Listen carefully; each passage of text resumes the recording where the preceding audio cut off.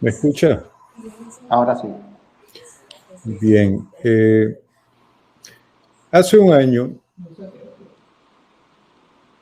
año,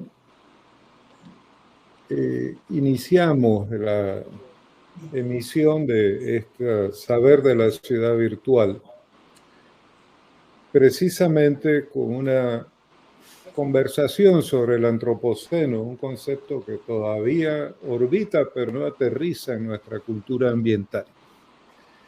En aquella ocasión lo que hicimos fue una descripción general de qué era el antropoceno y por qué era de interés para todos nosotros conocerlo.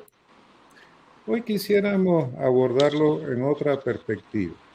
Quisiéramos abordarlo más en la perspectiva de nuestro interés en el antropoceno como el ámbito en que se van a desarrollar nuestras vidas y las vidas de varias generaciones de nuestros descendientes en el tiempo que viene, como un proceso que ya está iniciado y dentro del cual nosotros participamos. Si lo quisiéramos ver en una perspectiva, digamos, más cercana a esa raíz religiosa que tiene nuestra cultura popular, que tiene su razón de ser, yo diría que estamos ante un hecho que hace parte de la verdad de que la creación del mundo no es algo que ya ocurrió. La creación del mundo es un proceso, si lo vemos en una perspectiva científica, que aún está en desarrollo. Y un desarrollo del cual nosotros somos responsables en una medida que quizá no imaginamos. Podemos ver la presentación, por favor, Manuel.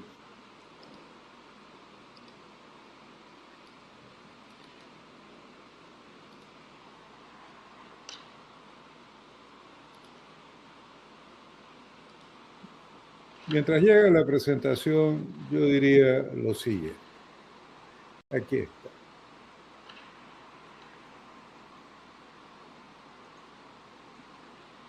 Qué vaina.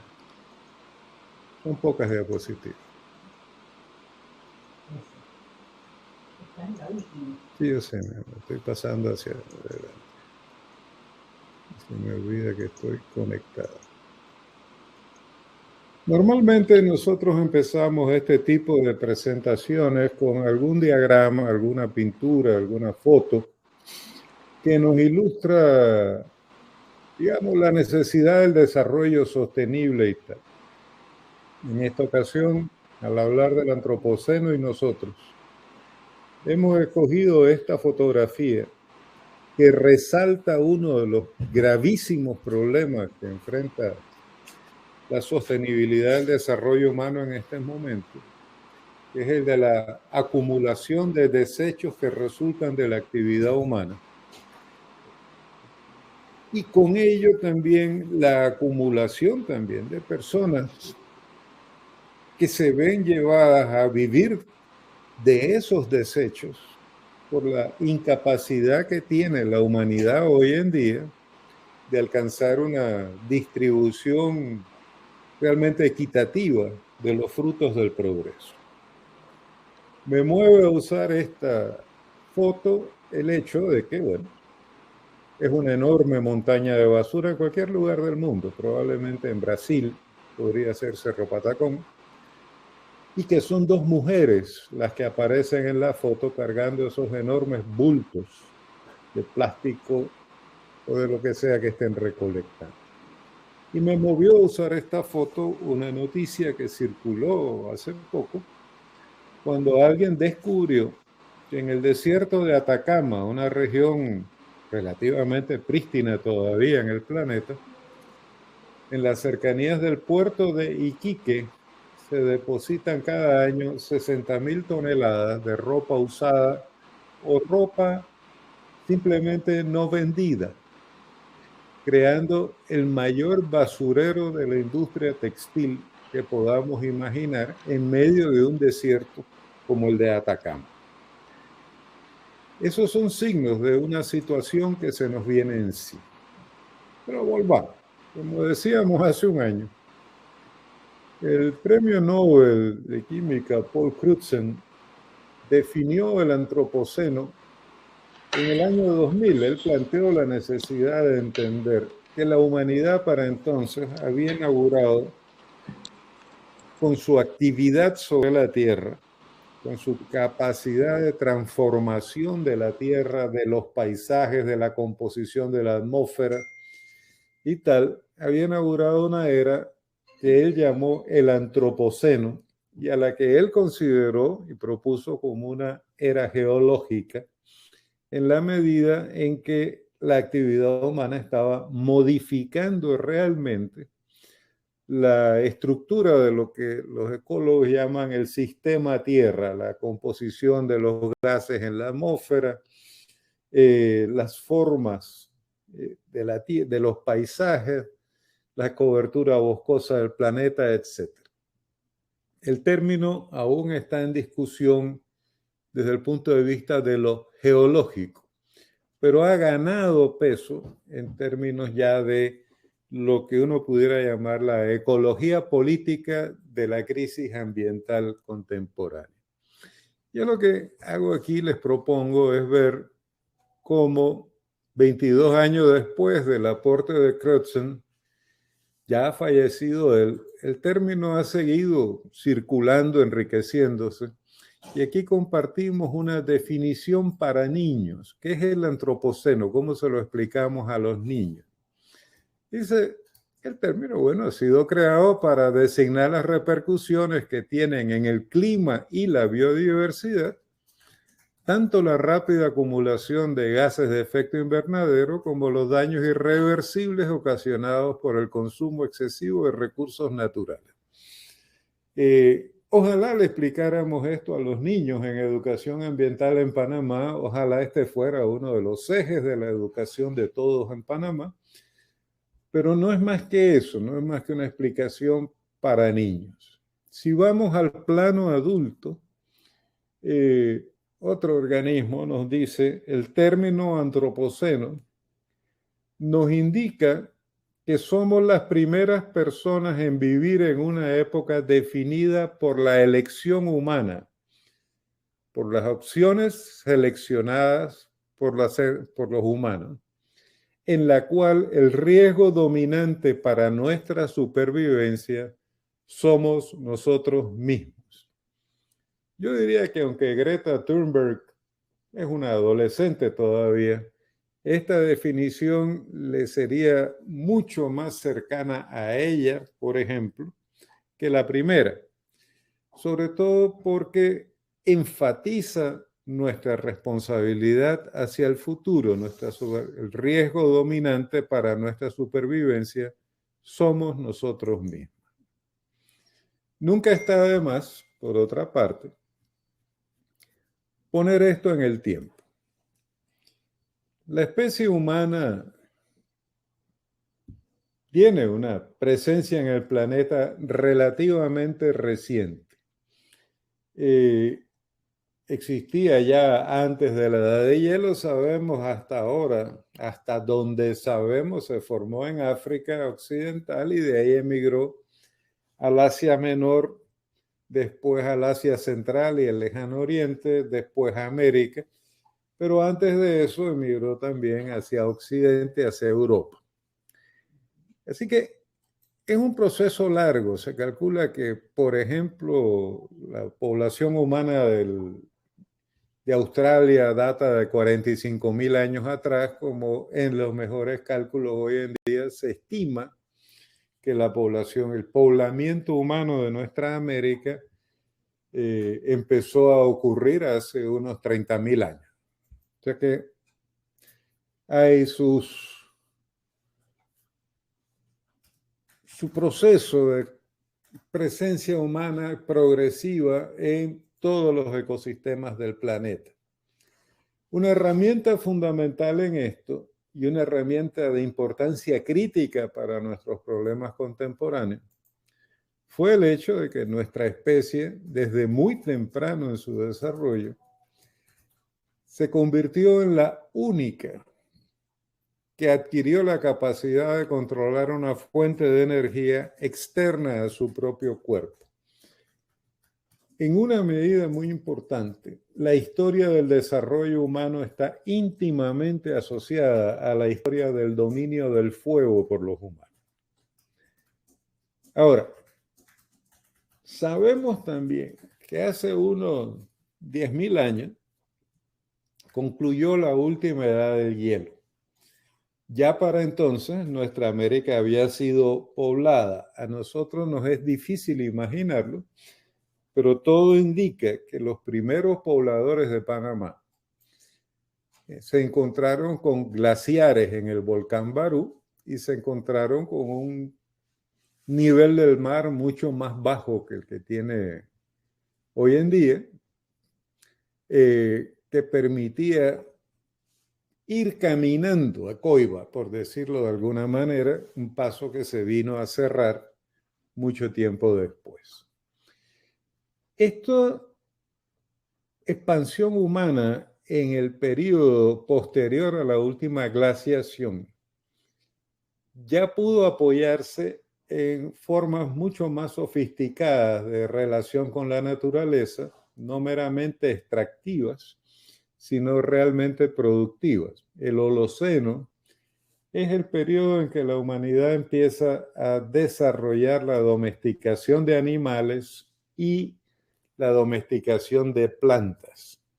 Y en ese sentido es el periodo que se caracteriza por la humanización de los ecosistemas de los que dependía la población para su existencia.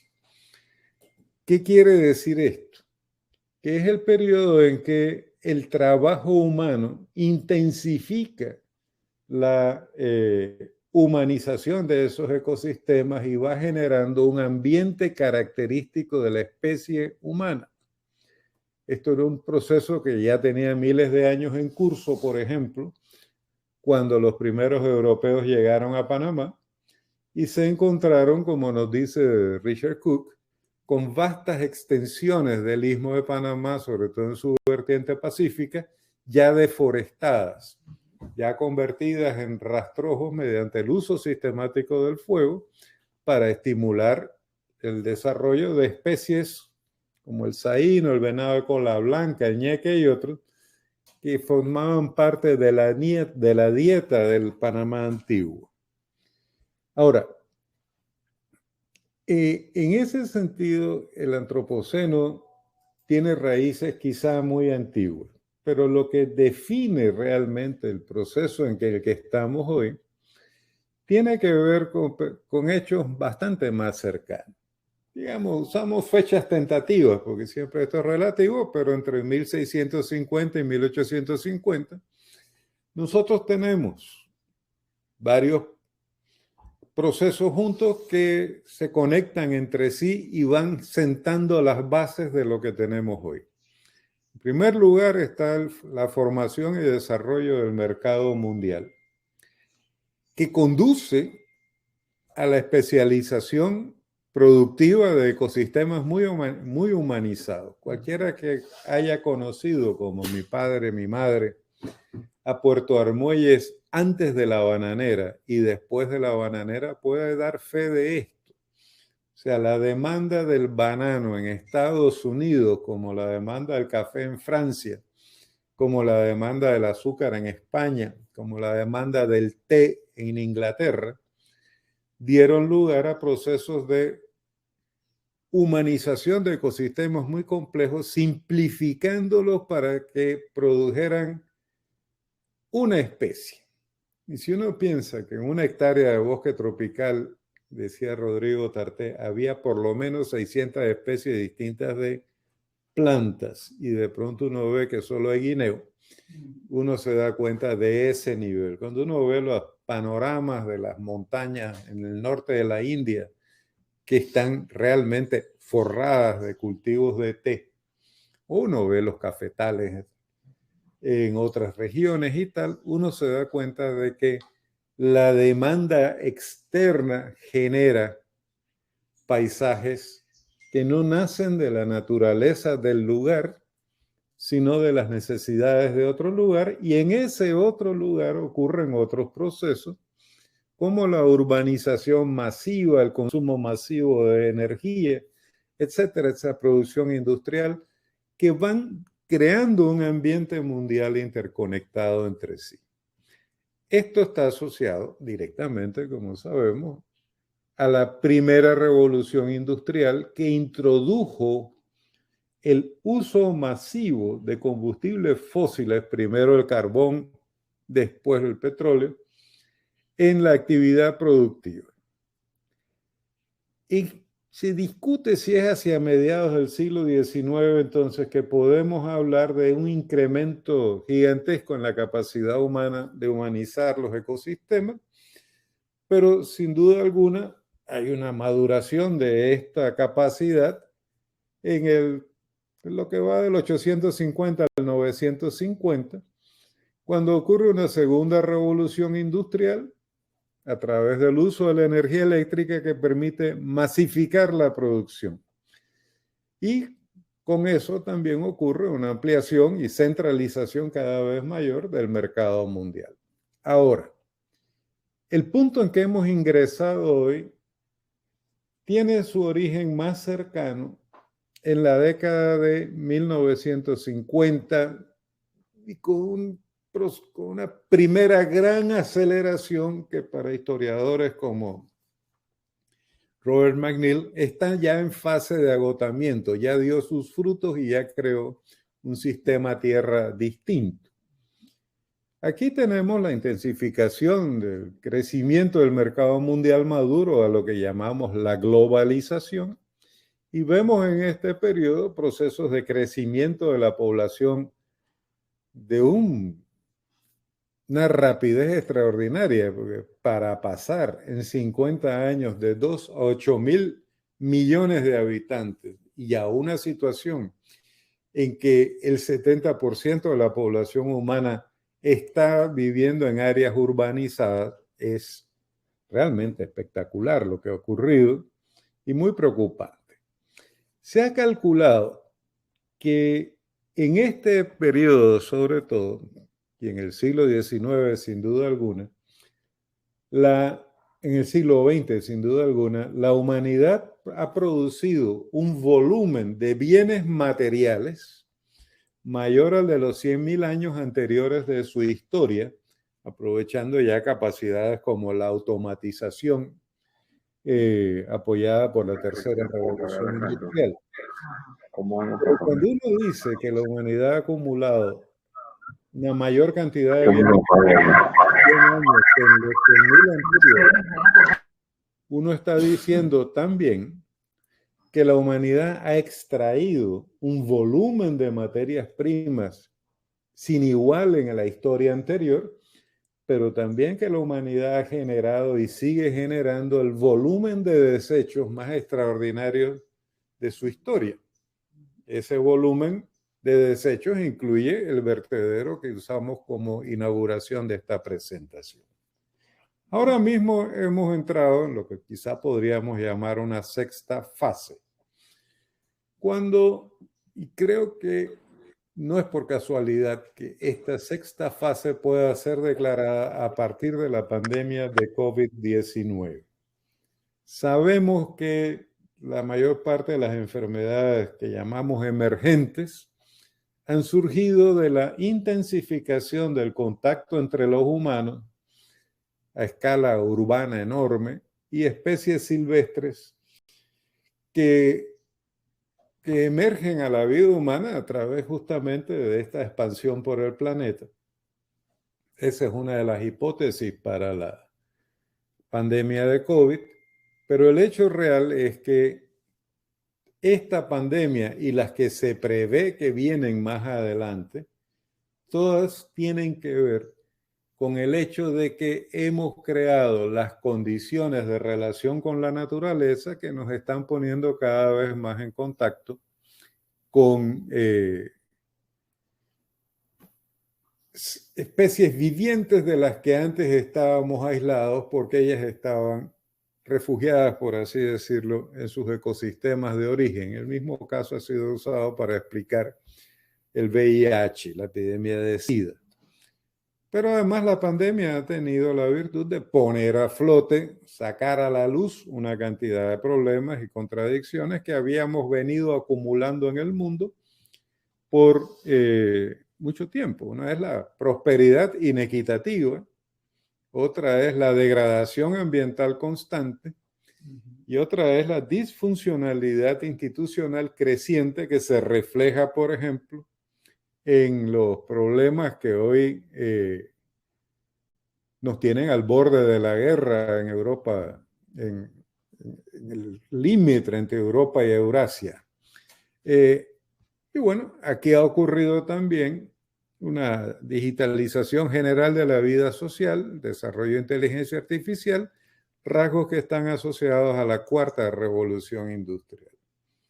Este cuadro no es para verlo en detalle, simplemente ilustra cómo es a partir de la década de 1950 que se acelera por un lado de esta manera el proceso de crecimiento de la población y es también nos muestra cómo en el mismo periodo se acelera de esta manera el consumo de combustibles fósiles. Abajo biomasa y arriba en esta rayita que está por aquí, energía hidroeléctrica. Pero simplemente es ilustrativo para que veamos ese pico en el que estamos subiendo todavía, porque son estimaciones que llevan hacia 2050. ¿Qué es lo que está ocurriendo en este momento? ¿Cuál es el crescendo? ¿Qué es lo que está en despliegue? Por supuesto está el cambio climático.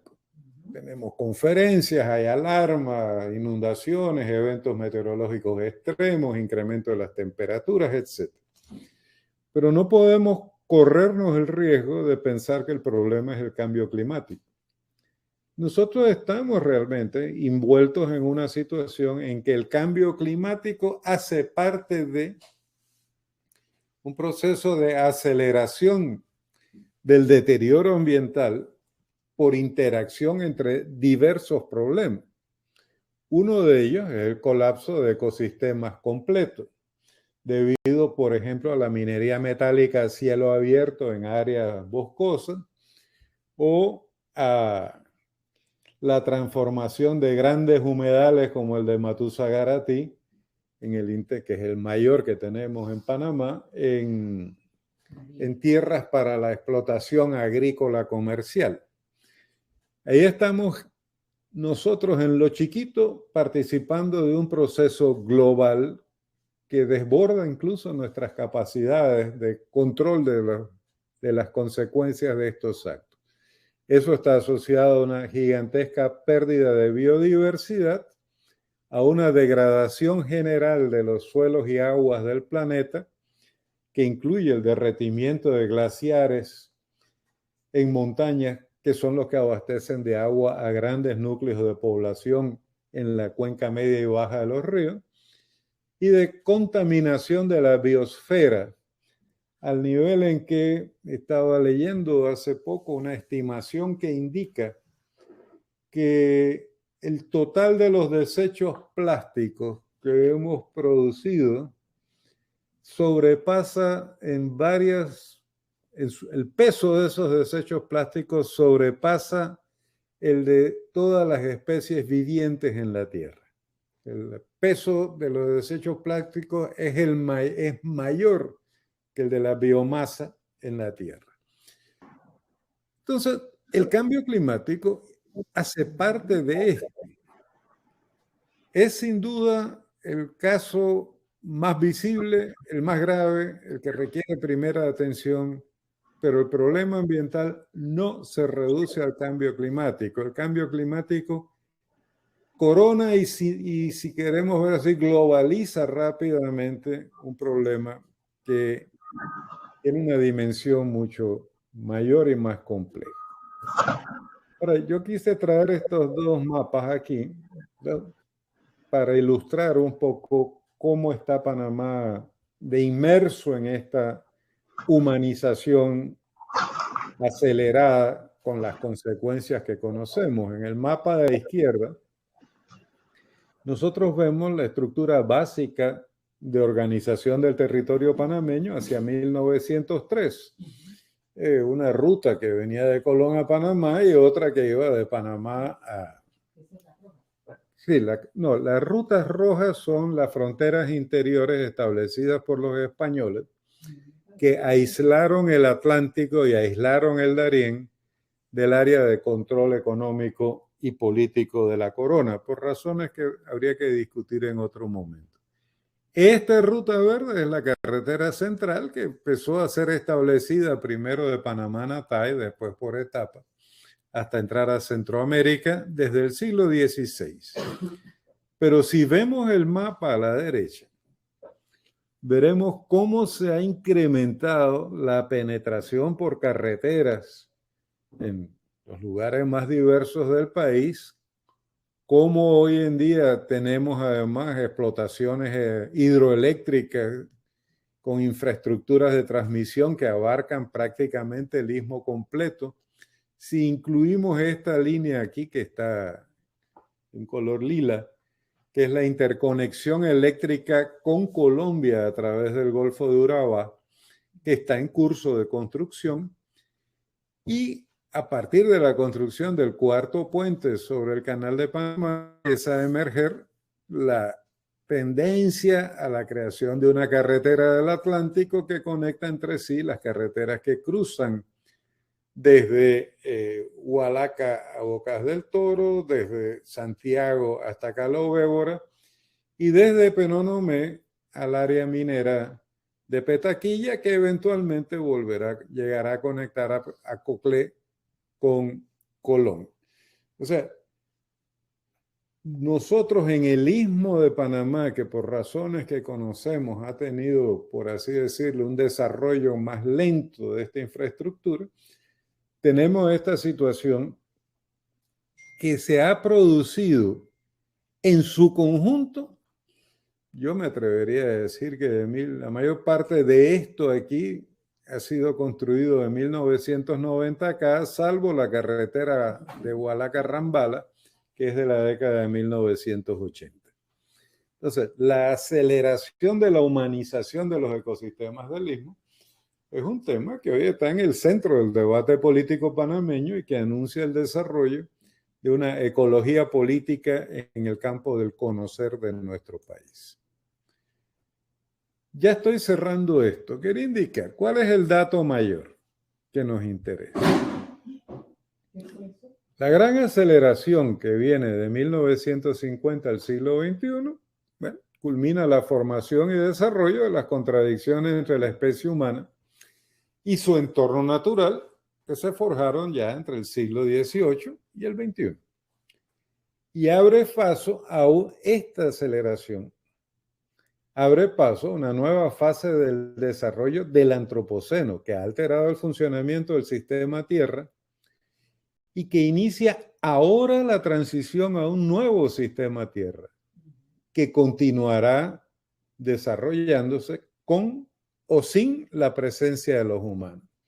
Ya no es un problema de que hay que salvar el planeta. El planeta no está en peligro.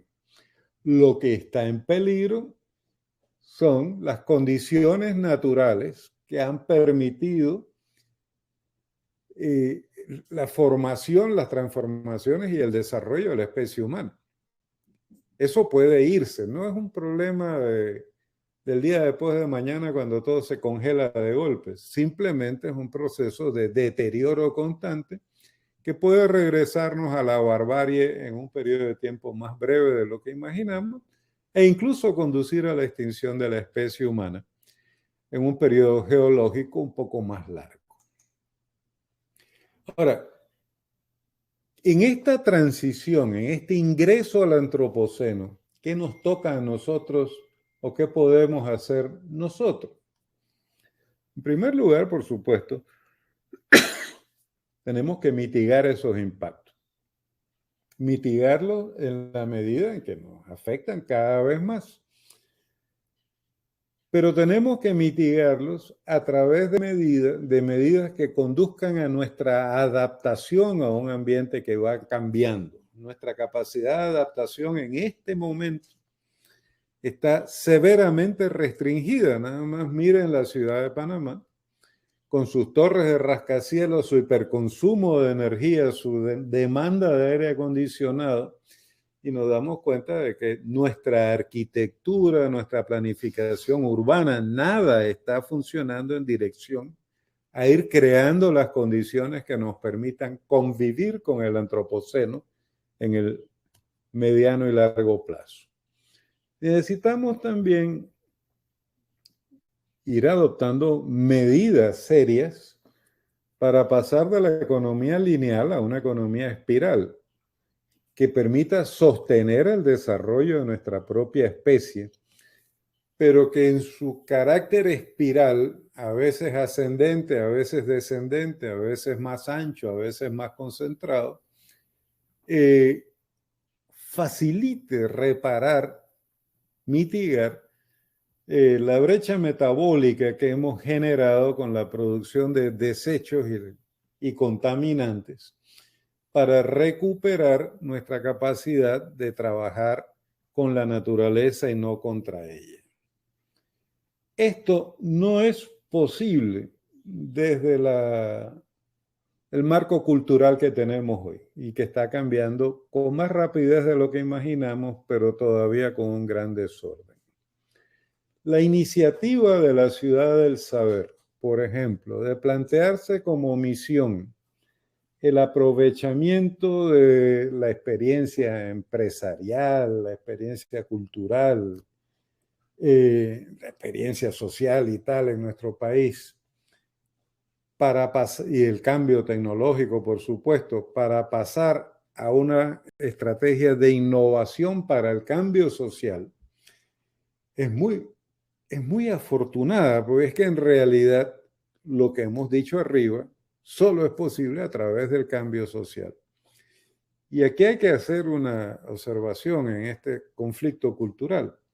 Hay amplias corrientes de opinión en el mundo que sostienen que el deterioro ambiental puede ser controlado mediante recursos tecnológicos sin afectar el resto de la organización humana.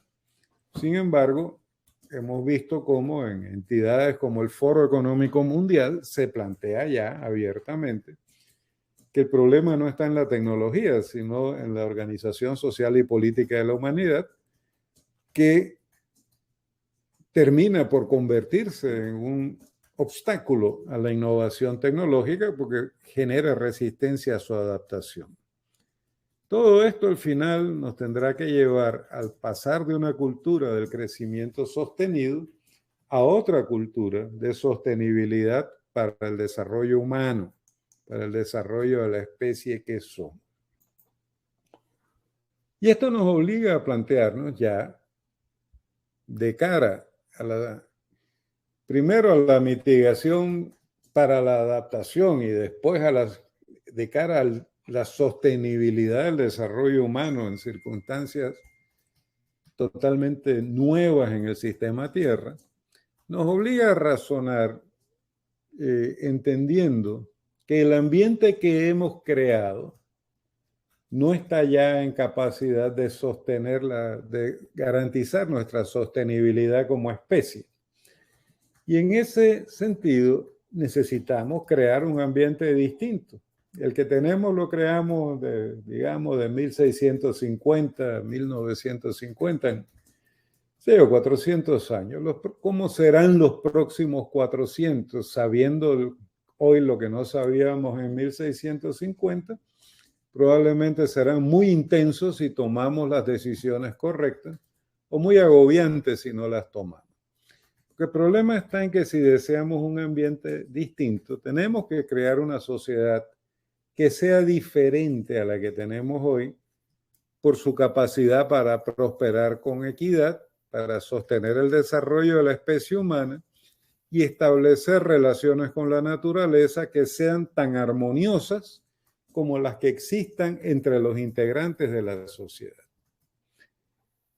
Esto demandará comunidades innovadoras que aprovechen la experiencia y el conocimiento acumulados por la humanidad para crear las condiciones que permitan a la sociedad trabajar con la naturaleza y no contra ella.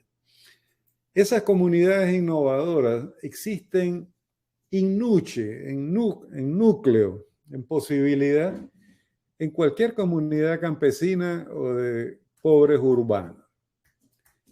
Lo que necesitan es ganar la capacidad de organización para su propia formación, para emprender actividades de transformación a través de la innovación.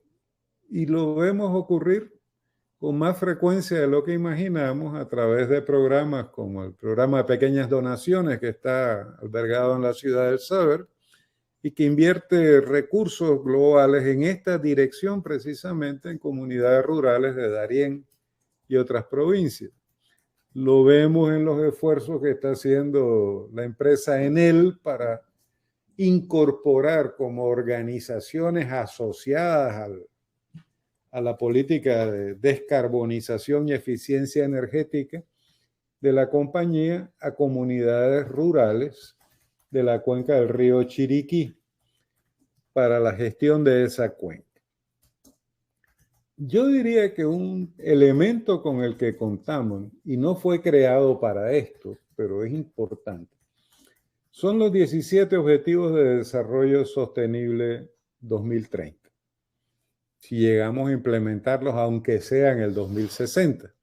Porque si uno lee con cuidado esos objetivos, se da cuenta de que de cumplirlos todos, habremos creado una sociedad diferente a la que tenemos hoy y podremos desde allí ir creando un ambiente distinto al que ha entrado en crisis hoy. Termino con dos cosas. Una es esta observación que en el año 2005 hacía el historiador norteamericano Immanuel Wallerstein. Decía él, es muy probable que para 2050, y estamos acercándonos, vivamos en un sistema tanto o más jerárquico e inequitativo que el actual. Pero también es posible que vivamos en un sistema histórico relativamente democrático e igualitario. El resultado será decidido por la actividad política de cada uno de nosotros ahora y en los 25 a 50 años por venir. Alcanzar la victoria política dependerá de una buena comprensión analítica de las alternativas históricas y de un claro compromiso moral con una visión alternativa. Y yo a esto solo agregaría un comentario. Poca gente como Wallerstein entendió la trascendencia del fin de la Guerra Fría y del derrumbe del campo socialista europeo. Y lo entendió en una perspectiva de claro compromiso moral con una visión alternativa que no excluye a nadie, pero le pide o le plantea a todos la necesidad de cambiar y desarrollar sus capacidades de relacionamiento entre sí y con la naturaleza desde una visión de sostenibilidad, para decirlo de la manera más breve posible. Y no quería despedirme de ustedes sin una referencia a mi héroe favorito del siglo XIX, José Martí, que tuvo entre sus fuentes de formación y de inspiración al filósofo norteamericano Ralph Waldo Emerson, fallecido en 1882, y en la elegía que le dedica a Martí, dice, él, o sea Emerson, no ve más que analogías. Él no halla contradicciones en la naturaleza. Él ve que todo en ella es símbolo del hombre y todo lo que hay en el hombre lo hay en ella. Muchas gracias. Quedo a su disposición. Sí, y ahora no encuentro nada. ¿Dónde está? No encuentro ni siquiera dónde está. Y ponemos la última filmina, que ahora se me perdió de nuevo la presentación. Esto es lo que podía compartir con ustedes. Qué bueno que Jorge Arosemena nos acompaña en todos los enredos que sé que tiene, que él me había comentado. Aquí está, y entonces cerramos aquí y quedamos aquí. Frente a las dos mujeres cargando bultos de basura en un vertedero del tercer mundo, tenemos esta foto. No podría decir, ¿y qué hay de nuevo ahí? Son dos mujeres de campo. Sí, pero son dos mujeres de una granja agroecológica creada por una organización de base comunitaria en algún lugar del sureste de México. Trabajan para sí mismas, garantizan su alimentación, generan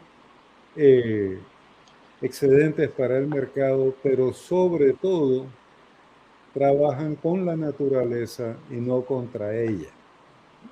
Cuando uno revisa las galerías de fotos de mujeres que hacen estas cosas, el resultado es impresionante, no solo por el trabajo que hacen, sino por el grado de organización y el orgullo entusiasta con que realmente nos están ayudando a mitigar a través de la adaptación el cambio climático. Ahora sí, doy por terminada esta presentación. No sé si hay comentarios. Muchas gracias, doctor Castro, por esta tremenda presentación.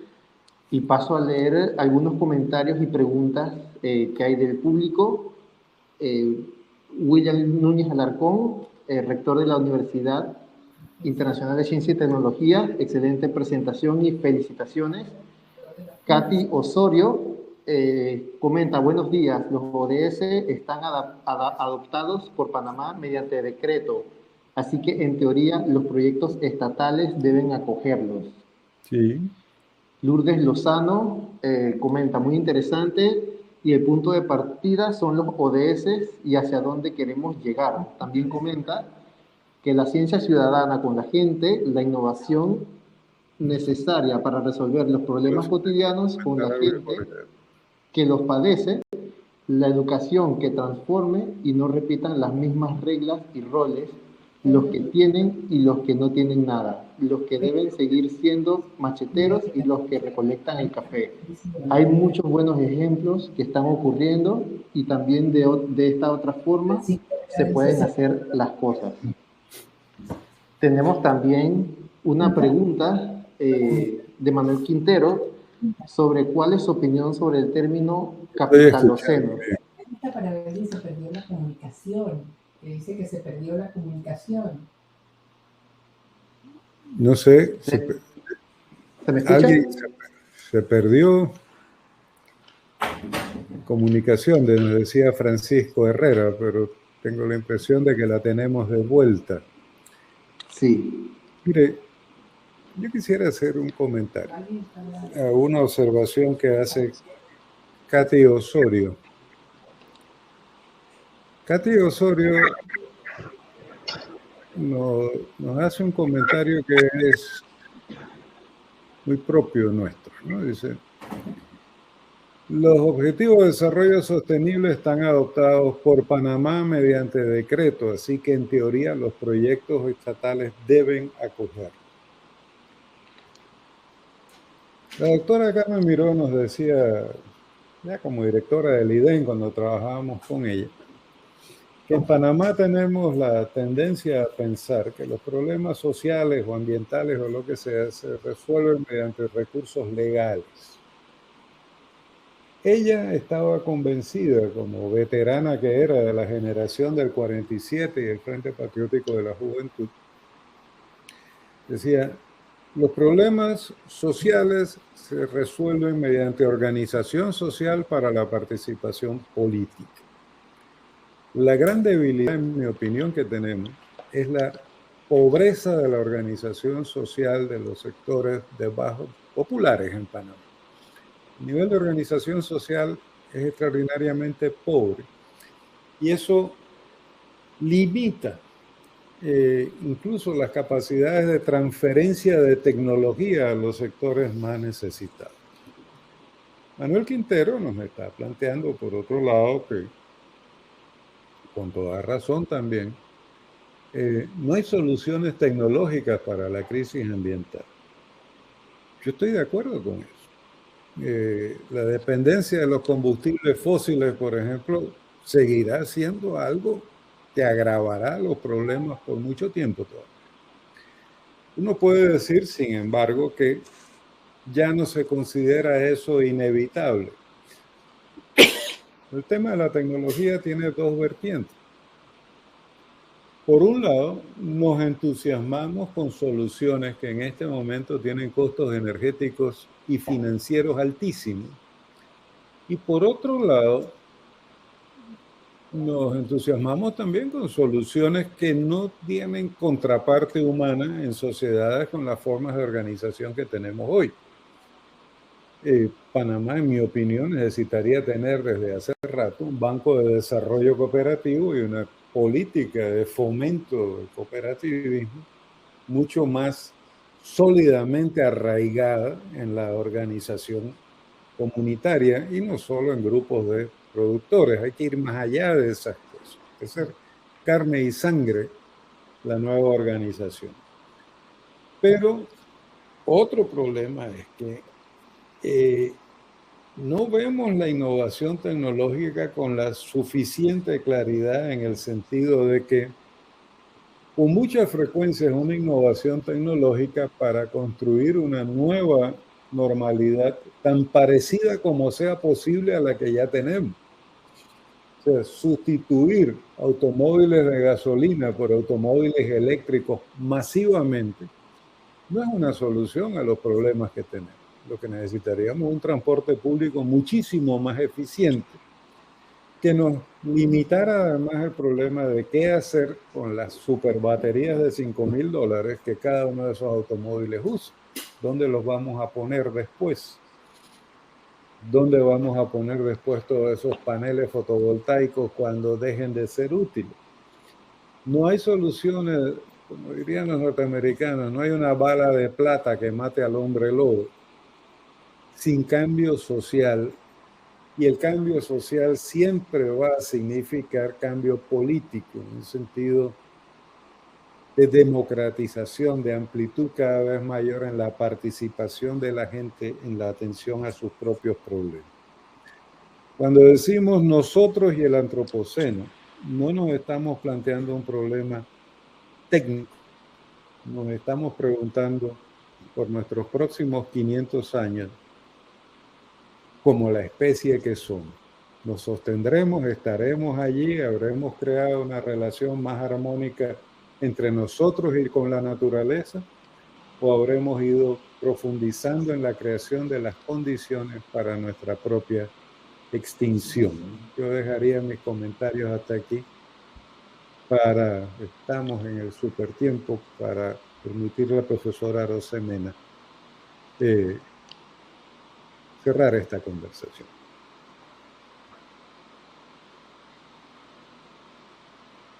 No te escuchamos, Jorge. ¿Ahora sí? Sí. Bien, esto ha sido una pequeña odisea personal porque comencé a escucharlo en el auto y cuando estaban los primeros problemitas. Yo quiero agradecerle mucho a Guillermo que una vez más nos traiga esa visión embarcadora, amplia, de dónde estamos los seres humanos en este planeta.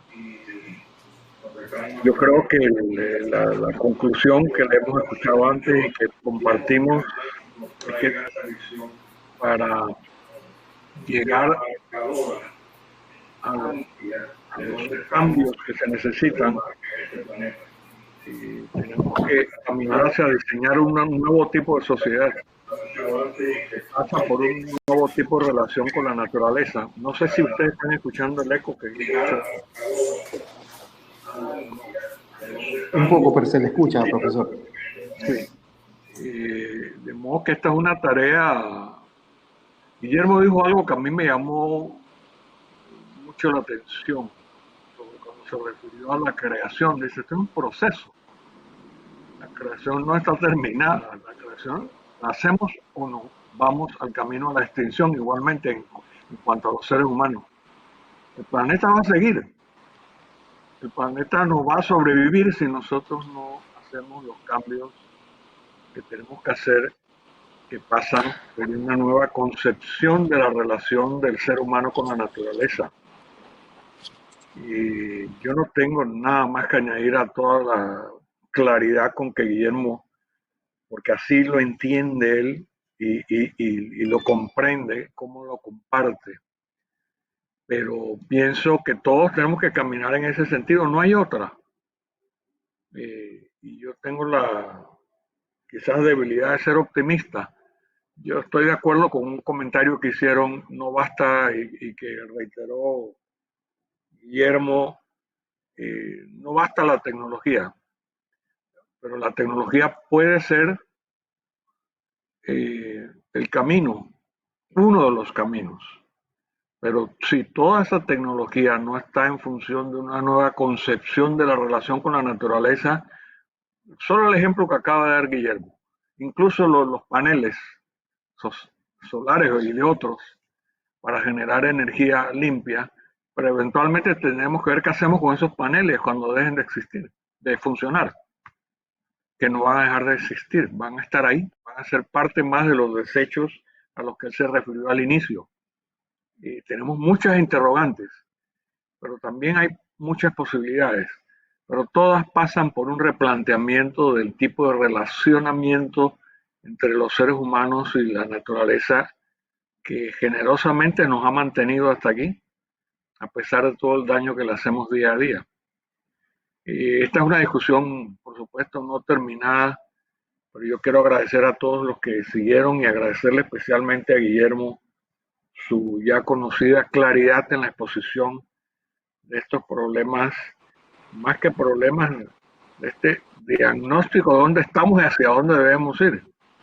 Así que gracias, Guillermo, gracias a todos. Ha sido mi saber de la ciudad más movilizado porque comenzó un estacionamiento, lo seguí en el auto, llegué aquí y logré conectarme finalmente. Me alegra, creo que no me perdí ni un minuto de la presentación. Gracias, Guillermo.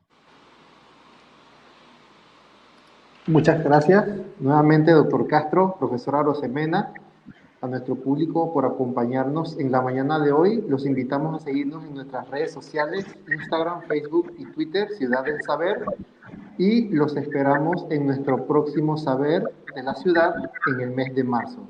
Muchas gracias y buenos días.